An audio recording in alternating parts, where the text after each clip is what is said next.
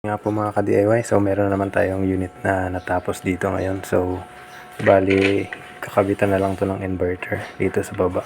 So may kasama rin tong inverter and meron kasamang electric fan. So ito yung setup na sa kakilala natin doon sa YouTube, nagpagawa siya. So 32Ah battery pack sa loob and meron siyang 30 amps sa PWM charge controller, and meron ditong voltmeter, banana plug, and cellphone charger. So ngayon itetest natin yung kanyang solar charging.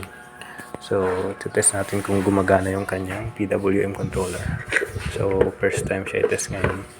So meron ako ditong buck converter, ito bali adjustable power supply, and meron ako ditong laptop charger na nakasaksak. So bali may ginawa ako ditong connection. Dito yung connection para sa solar panel niya. So itong laptop charger na to, may output to na 18 volts.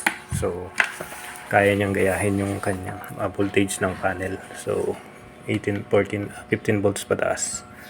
Ito test natin. So nagawa ko ng connection dito, positive negative. So para matry natin kung gagana ang kanyang solar charger.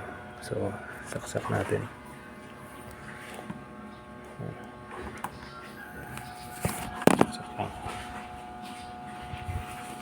So yan, nasaksak na natin. So nakakonect sa ating outlet. Bali makulimlim kasi ngayon ang panahon. Bali hindi natin siya matry sa solar, so try na lang natin siya sa wall outlet. So yan, so as you can see, namimimik niya yung solar panel. So charging siya ngayon. Bali 13.0 yung voltage ng ating battery pack. Dito is 13.1.